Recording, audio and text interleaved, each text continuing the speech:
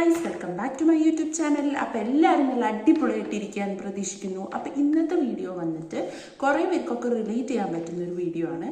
വേറൊന്നുമല്ല, അതായത് എൻ്റെ ഒരു ബോഡി ഷെയ്മിങ് എക്സ്പീരിയൻസ്, എനിക്ക് ബോഡി ഷെയ്ം നേരിടേണ്ടി വന്ന ആ ഒരു എക്സ്പീരിയൻസും അത് ഞാൻ എങ്ങനെ ഓവർകം ചെയ്തു, ആ ഒരു സമയത്ത് എനിക്കുണ്ടായിരുന്ന ബുദ്ധിമുട്ടുകളും എന്തൊക്കെയാണെന്നുള്ളതിനെ കുറിച്ച് ചെറിയൊരു വീഡിയോ എന്നാണ് ഞാൻ വിചാരിച്ചത്. അപ്പം നമുക്ക് എന്തായാലും ഒട്ടും ലാഗ് ആക്കേണ്ട, വീഡിയോയിലോട്ട് കിടക്കാം. പിന്നെ എൻ്റെ ചാനൽ ആദ്യമായിട്ട് കാണുകയാണ് അല്ലെങ്കിൽ ചാനൽ മുന്നേ കണ്ടിട്ടുണ്ട് പക്ഷേ സബ്സ്ക്രൈബ് ചെയ്തിട്ടില്ലെങ്കിൽ please to consider subscribing to my channel.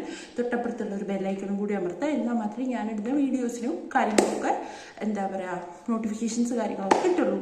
അപ്പം നമുക്ക് എന്താ പറയുക കുറച്ച് പുറകിലോട്ട് പോവാം.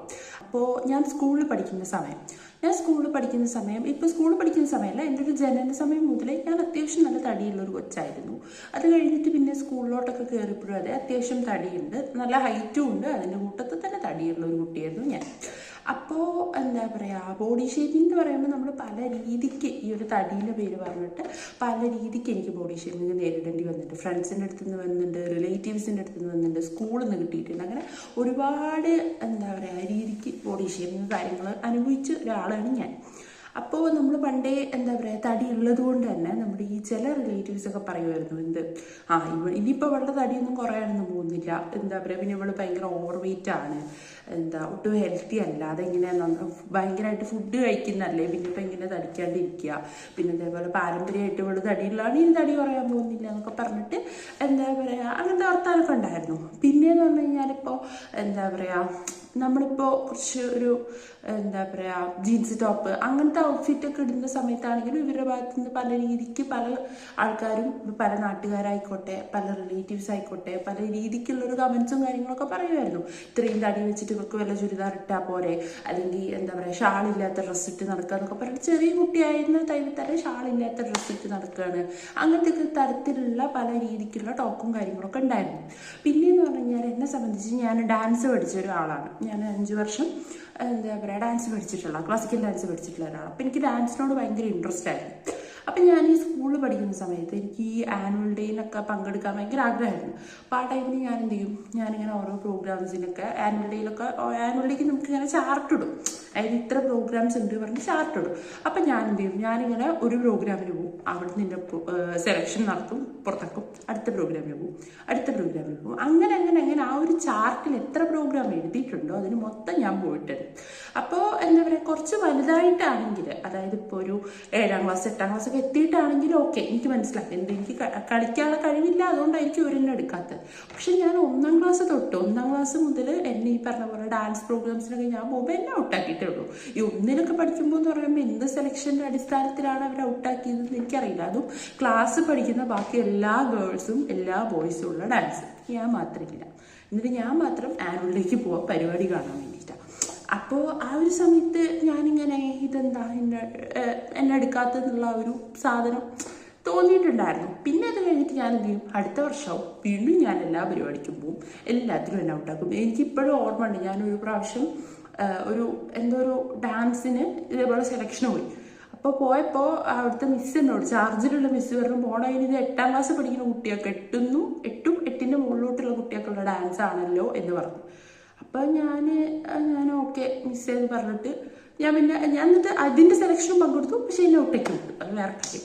അപ്പോൾ അങ്ങനെ ഒരു എത്ര പറയുക, ഒരു 8ാം ക്ലാസ് 7ാം ക്ലാസ് വരെ ഞാൻ എല്ലാ പരിപാടിയും സെലക്ഷന് പോവും, എന്നെ പുറത്താക്കും, ഇത് തന്നെയായിരുന്നു. പിന്നെ എന്നിട്ട് എന്നെ പിടിച്ചെന്ത് ചെയ്യും, പാട്ടിന് വിടും. അപ്പോൾ ഞാൻ പാട്ട് പഠിച്ചിട്ടില്ല, എൻ്റെ പാട്ട് അത്ര അടിപൊളിയല്ല. അപ്പോൾ പിന്നെ എനിക്കാണെങ്കിൽ പാട്ടിന് പോകാനൊരു ഇൻട്രസ്റ്റും ഇല്ല. എന്നെ പിടിച്ച് എന്തിനാ പാട്ടിനുണ്ടെന്ന് എനിക്കറിയില്ല. പക്ഷെ എന്തായാലും എല്ലാ വർഷത്തെയും എന്താ പറയുക ഗ്രൂപ്പ് സോങ്ങിന് ഞാനുണ്ടാവും. അപ്പോൾ അങ്ങനെ പോയി. എൻ്റെ ഓർമ്മ ശരിയാണെങ്കിൽ ഞാൻ എൻ്റെ സ്കൂളിലാകെ 2 പരിപാടിക്കാണ് ഡാൻസ് ചെയ്തിട്ടുള്ളത്. അത് തന്നെ ഒരു എന്താ പറയുക ഒന്നെനിക്ക് തോന്നുന്നു ഇൻഡിപെൻഡൻസ് ഡേക്ക് എന്തോ ആളില്ലാത്ത പ്രോഗ്രാമിൽ ഞാൻ കയറിയിട്ടുണ്ട്. ആളില്ലാത്തത് കൊണ്ട് കയറിയിട്ടുണ്ട്, പച്ചയ്ക്ക് പറഞ്ഞതാണ്, ആളില്ലാത്തത് കൊണ്ട് കയറിയിട്ടുണ്ട്. ലൈക്ക് നമ്മുടെ നമ്മുടെ ക്ലാസ്സിലൊക്കെ കുറച്ച് ഡാൻസേഴ്സ് ഉണ്ടാവുമല്ലോ, അവരാരും ഇല്ലാത്തതുകൊണ്ട് കയറിയിട്ടുണ്ട്. പിന്നെ 5ാം ക്ലാസ്സിൽ പഠിക്കുന്ന സമയത്തും എന്താ പറയുക ഇതേപോലെ ഇൻഡിപെൻഡൻസ് ഡേയോ റിപ്പബ്ലിക് ഡേയോ അങ്ങനെ എന്തോ ഒരു പ്രോഗ്രാമിന് ഈ പറഞ്ഞ പോലെ തന്നെ അത് ആക്ച്വലി ആ ഒരു പ്രോഗ്രാം നമുക്ക് ഗ്രാൻഡ് പാരൻസ് ഡേ സെലിബ്രേഷൻ ഉണ്ടായിരുന്നു. അന്ന് ആക്ച്വലി കുറച്ച് കുട്ടികളെ വെച്ച് കളിച്ചതാണ്. പിന്നെ ഇൻഡിപെൻഡൻസ് ഡേ സെലിബ്രേഷൻ ആയപ്പോഴേക്ക് എന്താ പറയുക ആള് കൂട്ടാൻ വേണ്ടിയിട്ട് നമ്മളെയും കൂടി പിടിച്ചിട്ടത്, നമ്മൾ കുറച്ച് പേരും കൂടി പിടിച്ചിട്ടതായിരുന്നു. അപ്പോൾ പക്ഷെ അന്നത്തെ ആ ഒരു 2 പ്രോഗ്രാം സ്റ്റേജിൽ കയറുന്ന പറയുമ്പോൾ തന്നെ എനിക്ക് ഭയങ്കര ഒരു കയറിയല്ലോ, അതാണ് ഞാൻ വിചാരിക്കുന്നത്. കയറിയല്ലോ, അല്ലാണ്ട് എൻ്റെ ഇത്ര എണ്ണത്തിൽ എടുത്തില്ലല്ലോ എന്ന് ഞാൻ വിചാരിക്കില്ല, കയറിയല്ലോ എന്ന് വിചാരിക്കാൻ തുടങ്ങി. പിന്നെ ഒരു സമയം കഴിഞ്ഞപ്പോൾ എനിക്ക് ഏകദേശം മനസ്സിലായി ഇനിയിപ്പോൾ ഞാൻ പോയിട്ടും വലിയ കാര്യമൊന്നുമില്ല. അതായത് ഒരു 8ാം ക്ലാസ് 9ാം ക്ലാസ്സൊക്കെ എത്തിയപ്പോൾ മനസ്സിലായി ഇനിയിപ്പോൾ ഞാൻ പോയിട്ടും വലിയ കാര്യമില്ല എന്ന് മനസ്സിലാക്കി ഞാൻ എന്ത് ചെയ്തു, ഞാൻ പിന്നെ ആ ഒരു പരിപാടി നിർത്തി. അപ്പോൾ എന്താ പറയുക, അപ്പോൾ സത്യം പറഞ്ഞാൽ എൻ്റെ ആ ഒരു ഡാൻസിൻ്റെ ടച്ചും പോയി. കാരണം ഞാനൊരു ഡാൻസ് ഞാൻ പറയല്ലോ 5 വർഷം ഞാൻ ഡാൻസ് പഠിച്ചിട്ടുള്ളൂ. ആ സമയത്താണെങ്കിൽ എന്നെ സ്കൂളിൽ ഒന്നിനും കയറ്റിയിട്ടില്ല. പിന്നെ അത് കഴിഞ്ഞ് കളിക്കാണ്ട് ആകുമ്പോൾ സ്വാഭാവികമായിട്ടും നമ്മുടെ ആ ഒരു ടച്ച് പോകും. ഇപ്പോൾ സത്യം പറഞ്ഞാൽ എന്നോട് ഇപ്പോൾ ഭരതനാട്യത്തിൻ്റെ ഒരു സ്റ്റെപ്പ് ചെയ്യാൻ പറഞ്ഞാൽ എനിക്കറിയാൻ പാടില്ല. അപ്പോൾ അങ്ങനെ സ്കൂൾ ജീവിതം അങ്ങനെ. പിന്നെയെന്ന് പറഞ്ഞു കഴിഞ്ഞാൽ എന്താ പറയുക, ഞാൻ സ്കൂളിൽ പഠിക്കുന്ന സമയത്ത് എന്നെ ആൾക്കാർ വിളിക്കുന്നത് തടു എന്നായിരുന്നു കേട്ടോ. ഈ തടു എന്ന് കേട്ട് കഴിഞ്ഞാൽ ആൾക്കാർ വിചാരിക്കും സ്നേഹം കൊണ്ട് വിളിക്കുന്നതാണ്. പക്ഷെ ആക്ച്വലി ഈ തടിച്ചി എന്നുള്ള ഷോർട്ടാക്കി തടു എന്നായിരുന്നു വിളിച്ചിരുന്നത്. അത് പിന്നെ ഫ്രണ്ട്സ് അല്ലേ, ഓരും പിന്നെ നമ്മുടെ പ്രായമില്ലേ, അന്തല്ലാത്തല്ലേ, കുഴപ്പമില്ല, അത് അങ്ങനെ അതാണ് കിടക്കട്ടെ. പിന്നെ എന്താ പറയുക, പിന്നെ നമ്മുടെ ഇപ്പോൾ റിലേറ്റീവ്സ് ആണെങ്കിലും പോട്ടെ, ഇപ്പോൾ ചിലവരൊക്കെ പറയും ഇവളുടെ ഒരു കാലത്തും തടി കുറയൂല, അങ്ങനെയാണ് ഇങ്ങനെയാണെന്നൊക്കെ പറഞ്ഞാൽ അങ്ങനത്തെ കുറേ വർത്തമാനങ്ങൾ ഉണ്ടായിട്ടുണ്ടായിരുന്നു. അപ്പോൾ അതങ്ങനെ. പിന്നെ അതേപോലെ തന്നെ വേറൊരു പ്രാവശ്യം എൻ്റെ ഒരു കസിൻ്റെ കല്യാണം ഉണ്ടായി. അപ്പോൾ കസിൻ്റെ കല്യാണം ഉണ്ടായ ടൈമിൽ നമ്മൾ എല്ലാവരും ഡ്രസ്സ് എടുക്കാൻ പോയപ്പോൾ എന്താ പറയുക എൻ്റെ ഏജ് ഗ്രൂപ്പിൽ വരുന്ന കസിൻസ് ഉണ്ട്. അപ്പോൾ ഇവരെല്ലാവരും പറഞ്ഞു നമുക്ക് ഉടുപ്പെടുക്കാമെന്ന് പറഞ്ഞു. അങ്ങനെ ഉടുപ്പെടുത്ത് നോക്കിയപ്പോൾ എൻ്റെ സൈസിനകത്ത് ഉടുപ്പ് കിട്ടുന്നില്ല. അപ്പോൾ ഇപ്പോഴാണെങ്കിൽ കുഴപ്പമില്ല, ഇപ്പം എല്ലാ സൈസിലും ഡ്രസ്സ് അവൈലബിൾ ആണ്. അന്ന് അങ്ങനെ ആയിരുന്നില്ല, ഇത് കുറച്ച് കാലം മുന്നെയാണ്.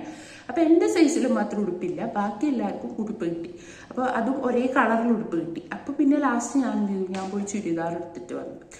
അന്ന് എനിക്ക് എന്ന് പറഞ്ഞു കഴിഞ്ഞാൽ ഭയങ്കര വിഷമമായി. കാരണം എല്ലാ കസിൻസ് എല്ലാവരും ഒരേപോലത്തെ ഡ്രസ്സ് എടുത്തിട്ട് ആൾക്കാർ വന്നിട്ട് എന്നോട് ഇരിക്കുന്നത് നീ മാത്രം തന്നിടാത്ത എന്നുള്ള ആ ഒരു സാധനം എന്നോട് ചോദിച്ചിട്ടുണ്ടായിരുന്നു. അന്ന് എനിക്ക് ഭയങ്കര വിഷമമായിരുന്നു ഒരു ദിവസം കേട്ടോ.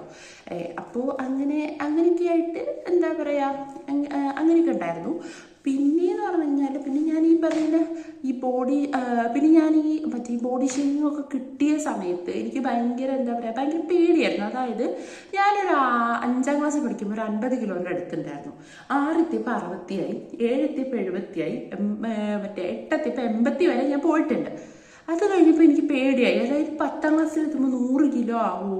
ഇപ്പോൾ 100 കിലോ ഒന്നും നമ്മളെവിടെയും കേട്ടിട്ടുണ്ടായിരുന്നില്ല. അന്ന് കുട്ടികളാണല്ലോ, കുട്ടിയാകുമ്പോൾ അയ്യോ എനിക്ക് 100 കിലോ ആ ഒരു സാധനമൊക്കെ വന്ന് എനിക്ക് ഭയങ്കര പേടിയായിരുന്നു. ഞാൻ എന്നിട്ട് അമ്മേൻ്റെ അടുത്തൊക്കെ പോയി പറഞ്ഞിട്ടുണ്ട്, അമ്മ എനിക്കിനി 10ാം ക്ലാസ്സിലെത്തിയ 100 കിലോ കാരണം 8 എനിക്ക് 80 കിലോ ആണെന്നൊക്കെ പറഞ്ഞ് എല്ലാ വർഷവും എനിക്ക് 10 കിലോ വെച്ച് കൂടുന്നുണ്ട്. അപ്പം ഞാൻ അമ്മേൻ്റെ അടുത്തൊക്കെ പോയി, അപ്പം അമ്മ പറഞ്ഞു ഇല്ല അങ്ങനെ കൂടുന്നില്ല, ഈ അതാലോചിച്ച് പേടിക്കണം എന്നൊക്കെ പറഞ്ഞ ഒരു ടൈമൊക്കെ ഉണ്ടായിരുന്നു. പിന്നെയെന്ന് പറഞ്ഞു കഴിഞ്ഞാൽ എന്താ പറയുക പിന്നെ ഇപ്പം എന്താ പറയുക അപ്പോൾ ഇങ്ങനെയൊക്കെ പല രീതിക്കുള്ള എന്താ പറയുക ഇത് നേരിട്ടിട്ടുണ്ടായിരുന്നു. പല രീതിക്കുള്ള ബുള്ളിങ് ആയിക്കോട്ടെ, പല രീതിക്കുള്ള ഇപ്പം നല്ലൊരു ഡ്രസ്സ് ഇട്ടിട്ട് പുറത്ത് പോയി കഴിഞ്ഞാൽ പറയും ഇങ്ങനത്തെ ഡ്രസ്സ് നിനക്ക് ചേരൂല, അങ്ങനെയാണെന്നൊക്കെ പലവരും പല രീതിക്ക് പറഞ്ഞിട്ടുണ്ടായിരുന്നു. അപ്പോൾ പിന്നെ ഇനിയിപ്പം ഞാൻ എങ്ങനെ എൻ്റെ ബോഡി ഷേമിങ് ഒക്കെ ഓവർകം ചെയ്തതെന്ന് ചോദിച്ചു കഴിഞ്ഞാൽ ഫസ്റ്റ് എന്ന് പറഞ്ഞാൽ ഞാൻ ഇങ്ങനെയാണ്, എൻ്റെ ബോഡി ഇങ്ങനെയാണ്, ഇത് എൻ്റെ ഫാൾട്ടല്ല എന്നുള്ള ഒരു കാര്യം ഞാൻ അക്സെപ്റ്റ് ചെയ്തിട്ട് ഞാൻ മൂവ് ഓൺ ചെയ്യാൻ തുടങ്ങി. പിന്നെ എന്താ പറയുക പിന്നെ ഞാൻ ആ സമയത്ത് ബോധേഡായിരുന്നില്ല. ഇപ്പോൾ ആൾക്കാർ പറഞ്ഞിരുന്നില്ല എൻ്റെ തടി ഒരു കാലത്തും കുറയത്തില്ല എന്നൊക്കെ പറഞ്ഞപ്പോഴും ഞാൻ അതിനെക്കുറിച്ച് ബോധേഡായിരുന്നില്ല. അതായത് എൻ്റെ ബോഡി ഇങ്ങനെയാണ്, ഞാൻ ഇങ്ങനെയാണെന്നുള്ള ഒരു മൈൻഡിൽ തന്നെയാണ് ഞാൻ പോയിരുന്നത്. പിന്നെയെന്ന് പറഞ്ഞാൽ അപ്പോൾ നിങ്ങൾ ചോദിക്കും ഇപ്പോൾ എൻ്റെ ബോഡി അങ്ങനെയാണ് ഞാൻ ഇങ്ങനെയാണെന്നൊക്കെ അക്സെപ്റ്റ് ചെയ്യുന്ന ആൾ എന്തിനാ തടി കുറച്ച് എന്ന് ചോദിച്ചേക്കാം. ഞാൻ സത്യം പറഞ്ഞാൽ അവരുടെ വാക്ക് കേട്ടിട്ടല്ല തടി കുറച്ച്. ഞാൻ തടി കുറയ്ക്കാൻ കാരണം എന്താണെന്ന് വെച്ച് കഴിഞ്ഞാൽ എൻ്റെ ഓവർ വെയിറ്റ് ആയിരുന്നു. എനിക്ക് 176 സെൻറ്റിമീറ്റർ ഹൈറ്റ് ഉണ്ട്. വെയിറ്റ് ആണെങ്കിലോ എനിക്ക് 86 കിലോ. അപ്പോൾ സത്യം പറഞ്ഞാൽ ഞാൻ ഓവർ വെയിറ്റാണ്. അപ്പോൾ ഓവർ വെയിറ്റ് ആയതുകൊണ്ട് ഇനിയിപ്പോൾ ഭാവിയിൽ ഓരോ അസുഖങ്ങളോ അതൊന്നും വരണ്ട വിചാരിച്ചിട്ട്, അതും തടി കുറയ്ക്കണം അല്ലെങ്കിൽ തടി കുറയുമെന്ന് വിചാരിച്ചിട്ടല്ല ഞാനൊന്നും ചെയ്തത്. എനിക്ക് ലോക്ക്ഡൗൺ ആയിരുന്നു എൻ്റെ ഒരു ടേണിംഗ് പോയിന്റ്. ലോക്ക്ഡൗൺ വന്ന സമയത്ത് ഞാൻ +2 കഴിഞ്ഞിരിക്കുന്ന ടൈമാണ്. അപ്പോൾ ഞാൻ വെറുതെ ഇരിക്കുകയാണല്ലോ. അപ്പോൾ ഞാൻ എന്ത് ചെയ്തു, ഞാൻ യോഗ പണ്ട് പഠിച്ചിട്ടുണ്ടായിരുന്നു. അപ്പം ഞാൻ യോഗയുടെ ബേസിക്സ് ഒക്കെ ജസ്റ്റ് സൂര്യ നമസ്കാരം ചെയ്യും. ഡെയിലി ഒരു 30 വട്ടമൊക്കെ സൂര്യ നമസ്കാരം, 30 റൗണ്ടൊക്കെ സൂര്യ നമസ്കാരം ചെയ്യും. അങ്ങനെ ഇത് ചെയ്ത് പിന്നെ കുറച്ച് കാലം കഴിഞ്ഞപ്പോൾ നമ്മൾ യോഗ അവിടെ വിട്ടിട്ട് നമ്മൾ എന്ത് ചെയ്തു, ഹൈ ഇൻറ്റൻസിറ്റി വർക്കൗട്ടിനെ കുറിച്ചൊക്കെ അറിഞ്ഞു തുടങ്ങി. യൂട്യൂബ് നോക്കി അത് നോക്കി ചെയ്യാൻ തുടങ്ങി. പിന്നെ നമ്മൾ സൂംബേനെ കുറിച്ച് അറിഞ്ഞു, അതും ഈ പറഞ്ഞ പോലെ യൂട്യൂബ് നോക്കി ചെയ്തു. പിന്നെ ഇത് മൂന്നും മിക്സ് ചെയ്തിട്ട്, അതായത് യോഗ ഒരു ദിവസമാണെങ്കിൽ ഹൈ ഇൻറ്റൻസിറ്റി വർക്കൗട്ട് ഒരു ദിവസം, ഹൈ ഇൻറ്റൻസിറ്റി വർക്കൗട്ട് ഒരു ദിവസം, അങ്ങനെ മിക്സ് ചെയ്തിട്ട് സൂംബ വേറൊരു ദിവസം, ആ ഒരു രീതിക്ക് ചെയ്യാൻ തുടങ്ങി.